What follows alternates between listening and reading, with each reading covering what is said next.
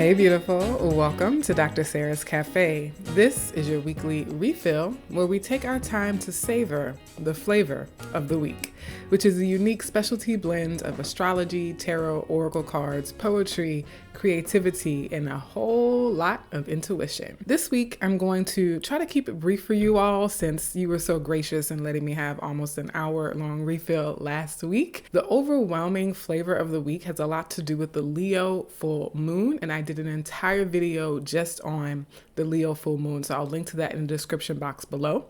But the refill, of course, is not just the astrology, so we'll really focus on the oracle and tarot message and the poetry and the to-go or takeaway. If you are ready, go ahead and grab a nice warm mug of your favorite beverage and let's get cozy and comfy as we dive into this flavor of the week. This week, the flavor is breakthrough energy.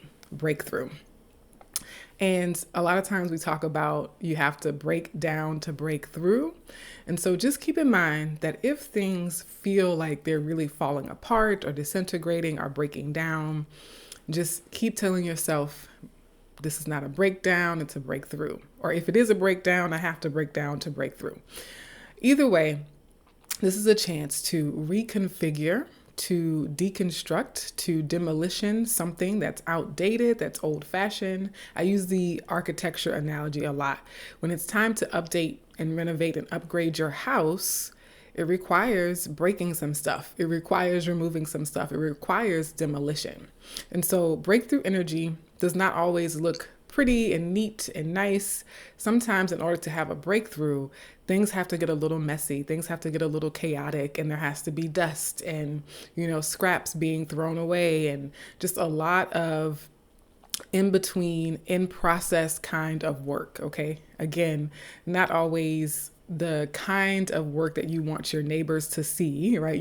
We always want people to see the finished product. What's the end result? Invite your neighbors and your friends and your family over to your house after the renovations are complete. But we are pretty much all likely going through a breakthrough. So it's less of a stigma if your house is messy, if there's chaos going on, if there's construction workers walking around, all metaphorical, of course. And for some of you, it might be literal. But keep in mind that if you feel like you have to hide the fact that there's something intense happening in your life or there's something unexpected or surprising, just keep in mind that a lot of other people are probably going through something similar. Of course, these energies always impact people differently to varying degrees, depending on what's happening in your personal chart, but we'll talk about the overall collective energies. As I mentioned, the Aquarius full moon, or not the Aquarius full moon. I wonder if let's look out for the Aquarius full moon. That might have been a psychic slip. Let's see, in several months from now when the Aquarius full moon hits. Let's see what happens, if it's related at all to this Leo full moon, because Leo and Aquarius sit opposite each other on the zodiac wheel. And so what impacts one side of that spectrum is also impacting the other side of that spectrum. But what I meant to say is the full moon in Leo, it's kind of like a crescendo energy, right? And so you have these aspects to Uranus. The sun and the moon are going to be squaring Uranus, and Mercury is going to, just before the Leo full moon, is going to be in a cazimi with the sun. And so Mercury is also standing across the sky in opposition with the full moon. And because of that intense Uranus energy, because of Uranus also aspecting Saturn, which is one of the rulers of Aquarius where the sun is located, I see this as being shocking, surprising, but what came to mind when I was putting the slide together is really the idea of a crescendo. So it's likely that there's been something building, and even if you look at the specific dates where these aspects go exact, you have the 10th, the 11th, and then the 12th, right? So there's literally a build up to the Leo full moon. And thinking of it as a crescendo and using music, because I love some music, okay? That could kind of quell the fears. I don't know if I'm using that word correctly. That can kind of mitigate the fear or the worry or the concern that this is going to be shocking or dramatic in a painful way.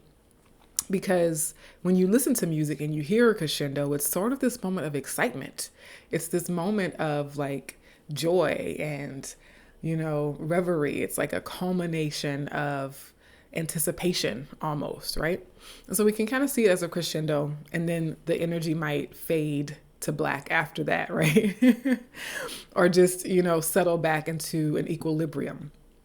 And then on the 14th, happy Valentine's Day, if anyone is celebrating, Mercury moves into the sign of Pisces. And that's actually a really good energy for Valentine's, because Pisces is about the collective unity consciousness, a very spiritual energy. It's about our oneness with humanity and the planet and the cosmos. And it's very dreamy and fantastical, fantasia-like. And so Mercury, a lot of astrologers will say that Mercury doesn't do that great in Pisces, because Mercury likes details and facts and data, and it likes, spreadsheets, and it's very quick and it wants to be precise. But in Pisces, it's kind of, I see it as being able to write poetry. The strength of Mercury in Pisces is that of the poet, is that of the musician, is that of the singer-songwriter, is writing the love letter, right? Being caught up in the fantasy and using your words to express that feeling, to express that emotion and that fantasy within you. And so Mercury moving through Pisces, it might not be a good time, or it might be more difficult to, do accounting or to do your taxes and to be very specific and detail oriented in the communication. But it's a great time to be exploring abstract concepts. It's a great time to communicate feelings and creative ideas and a bigger vision, and spiritual topics as well, right? So having conversations about spiritual topics could increase or just be more inspired to take your communication, your thoughts, and your ideas in those kinds of directions, okay? Of course, you want to look at where Pisces is in your chart, because that's also going to determine what area of your life you're going to be focusing on. All right, the Oracle card. This is really so much about the Oracle cards each week really guides the overall flavor of the week, as much and oftentimes more than the astrology itself. But what came out is number 13. This is the Secrets of the Ancestors Oracle deck by Abiola Abrams. 13, Jumbi, in total disruption. Total disruption. And so you can see now why, the flavor is breakthrough energy. Because in order to have a breakthrough, things have to be disrupted. You have to disrupt the status quo. You can't continue on as usual. It can't be business as usual if you really want to have a breakthrough. Something's got to stop. Something's got to be interrupted. Something's got to end. And this card corresponds to the death card in tarot. So there's a massive ending, and it's perfect for full moons, because full moons are energies that usher in endings, completions, culminations. It's like graduation energy. It's like the fruit being ripe enough to eat, right? So think about bearing fruit, it being ripe enough to pick off the tree and enjoy. And so culminations, endings, total disruption doesn't always have to be a bad thing. It could be a very sweet thing if we use the analogy of a fruit or a flower that's in full bloom. It's a culmination and it's an end of that flower's life cycle, right? Or seasonal cycle. And the depiction, I love the illustration on this card so much. 1111, we just passed it on the clock, because it's very colorful and sort of chaotic, right? With like the different masks flying around. And the Jumbis, in certain cultures, they walk on stilts. And so they can see everything. They can see what everyone's doing. And so people sort of fear that energy sometimes, because, under the light of a full moon, what you do in the dark will come to light. But if you, my dear viewer, and I trust that if you're drawn to this kind of content, you're someone who's been doing good, who's been setting intentions for growth and health and happy manifestations and greater love and joy and peace. And so that is also going to bear fruit, that is also going to come to light and see fruition and culmination in some way. And so, there's also a song lyric that says, every new beginning comes from some other beginning's end. And that's very much the death, total disruption, Jumbi energy. And think about it. If you are someone who's been craving a new start, if you've been really kind of wanting, like really longing for something to shake up your life and like get you motivated again, get you revitalized again, this kind of energy can do that, right? And then the tarot card is the Princess of Pentacles. And I love this because it focuses on what we're building after the end, what we're building after the disruption, after the breakthrough, after the demolition, right? Going back to the renovating your home or renovating a building. After the breakdown, after the demolition, after you tear out the old, you get to focus on what you're building anew. And the Princess of Pentacles, aka the Page of Pentacles, is very earthy, very grounded, very concrete, and very practical. Also, interestingly enough, pretty detail oriented, right? It's a very studious card. And so you get to see and focus on, now that we have taken everything apart, it's clear to us how we can start to rebuild again. I also often think about the idea of Legos. If anybody's ever played with Legos, you know that if you want to recreate a different structure with the Legos, you first have to take apart the old structure, right? So it might feel chaotic and disruptive to crash down the Lego tower, to tear it apart. And really, let's be honest, that's also often one of the fun parts. It's kind of fun to like topple over the Lego set and watch it go crashing down. And you see the joy in like a toddler's eyes when they're playing with the Legos. And you just see them, like the sheer joy and like bliss and reverie of getting to like crash the Legos and tear them apart. But really, once the Legos are scattered in that pile, you can build anything. You can go anywhere from here. Now that all the pieces have been dissolved and disintegrated, the possibilities are endless. The possibilities are unlimited. You know, we like unlimited energy over here, #wicked, okay, defying gravity. And this Princess of Pentacles is saying this is the rebuilding. This is laying the new architectural plans, right? This is laying the new foundation. This is designing what's next, designing the new and the next, and doing it in a way that is very dedicated. So rededicating ourselves to what needs to be created now, okay? I'm so excited about the Pastry and Poetry for this week. It is a poet that I featured several times last year when I first started this channel, and we're coming up on a whole year of Dr. Sarah's Café and the weekly refills. I'm so thrilled to still be here. Thank you to everyone who subscribed. Thank you to everyone who likes the video. Thank you to everyone who shared the video. And thank you so much to everyone who's ever commented on one of these videos. I love hearing your feedback. It really keeps me motivated to do the work, to show up and create this content. And so I really, I put my heart into it. And so knowing that it's reaching people and resonating really means a lot. So thank you. So Brenda Marie Osby is a poet from New Orleans. I'm from Louisiana myself, and we're coming up on Mardi Gras season. But also I wouldn't say that she herself is my favorite poet, but she's written my favorite book of poetry. I don't know if that makes sense to folks, but my absolute favorite book of poetry is In These Houses by Brenda Marie Osby. And this is another photo of her on the back here in New Orleans. Brenda Marie Osby. And she was born on December 12th, which makes her a Sagittarius. And the pastry is confetti rainbow cake. Can you guess why I'm doing confetti rainbow cake? Because we have Uranus energy.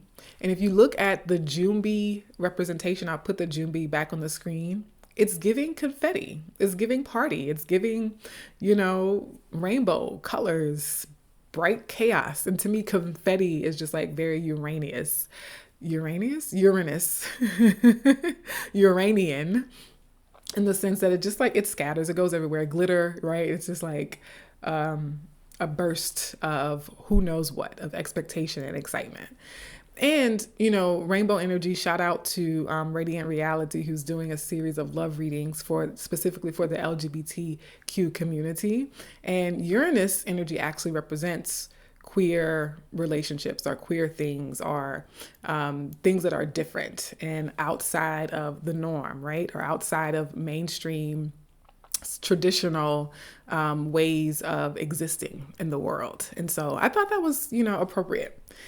Now, for the specific poem that we're going to be reading from in these houses, I couldn't fit the whole poem on the screen. So just to show you, I have quotes that speak specifically to the flavor of the week. And I'll read the quote, but then I'll actually read the whole poem from the book. Okay.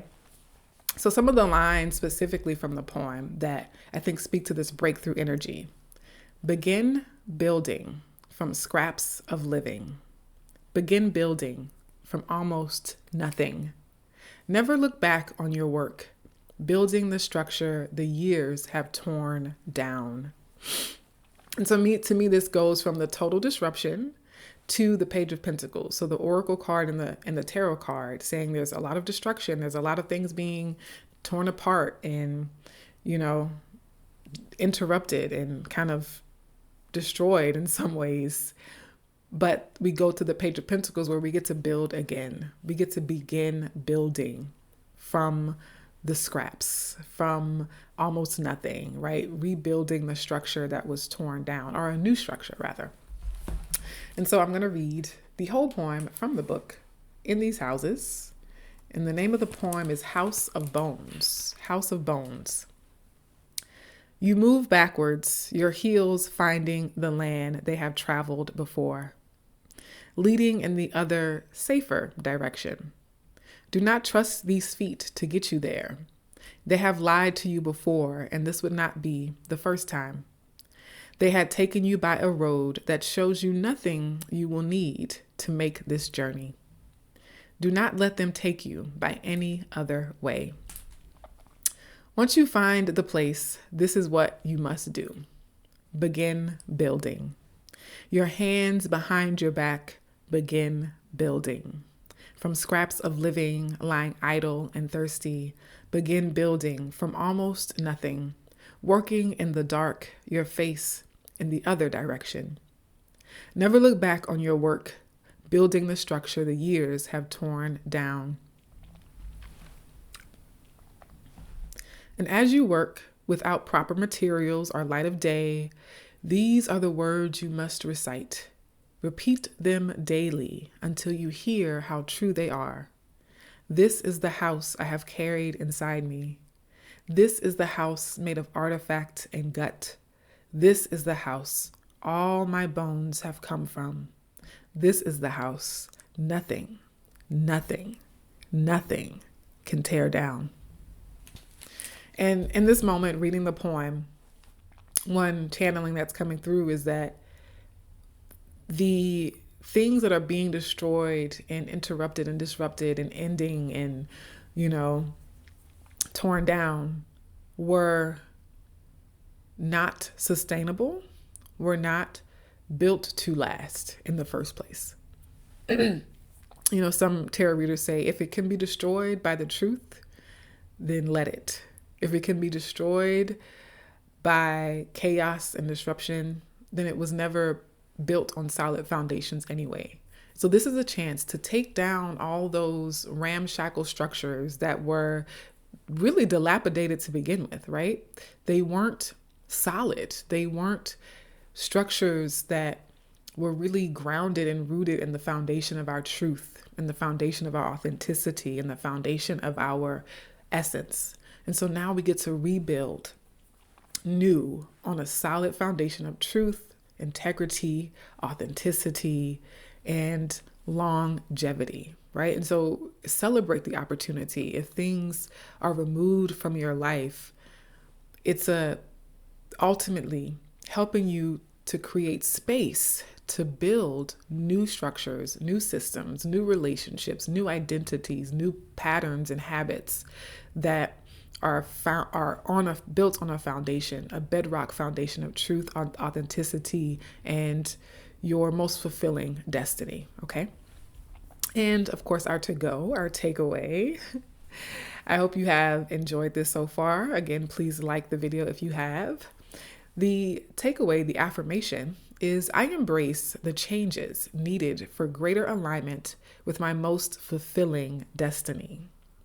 I harness the inherent potential and chaos to create according to divine will.